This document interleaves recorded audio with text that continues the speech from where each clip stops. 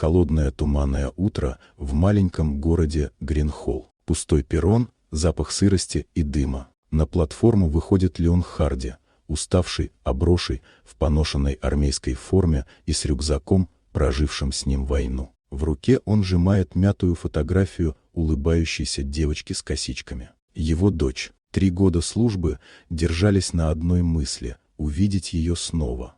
Но дом, к которому он подошел, оказался забит досками. Соседка, седая миссис Келли, долго не решалась говорить. «Леон, ты не знал. Твоя жена умерла, болела, помощи не дождалась, а Мию отправили в приют. Но она сбежала. Говорят, ее видели за железной дорогой на старой свалке.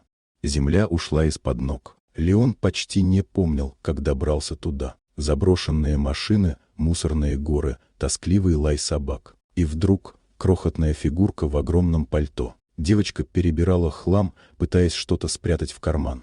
Она подняла глаза. «Папа?» – прошептала она. Он рухнул на колени прямо в грязь. Они обнялись так крепко, словно пытались вернуть украденные годы.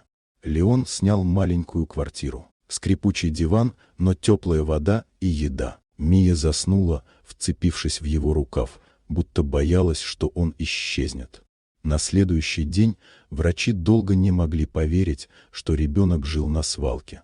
Истощение, ушибы, анемия, но она улыбалась, держа отца за руку. Леон стоял в коридоре, сжимая кулаки, злость, боль, решимость. Он пошел в органы опеки. На него смотрели холодно. Девочка сбежала, нарушала правила. Проверка личности. Суд. Леон молчал, но внутри все клокотало. Он позвонил знакомому репортеру. Через 2 дня все соцсети взорвались статьей. Сержант вернулся с фронта и нашел свою дочь на свалке. Как система потеряла ребенка. Пошел общественный шум, опеку проверили, 2 сотрудников сняли с должностей. Мию официально передали отцу. Они начинали жизнь заново. Леон купил Мию рюкзак с цветным принтом, тетради, новые кеды. Она училась читать медленно, но с искренней улыбкой. Вечерами он читал ей сказки, а она рисовала его в форме, сильного, с медалями, своего героя.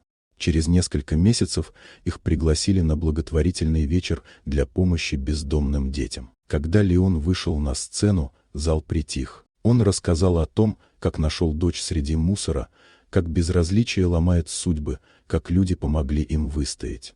Мия подошла к микрофону, прижимаясь к его боку. «Это мой папа», — сказала она. «Он меня нашел, он меня не бросил, он мой герой». Сначала стояла тишина, потом взрыв аплодисментов. Люди плакали, вставали, кричали слова поддержки. Леон поднял дочь на руки и прошептал ей: «Мы справились, маленькая, теперь все будет хорошо, всегда».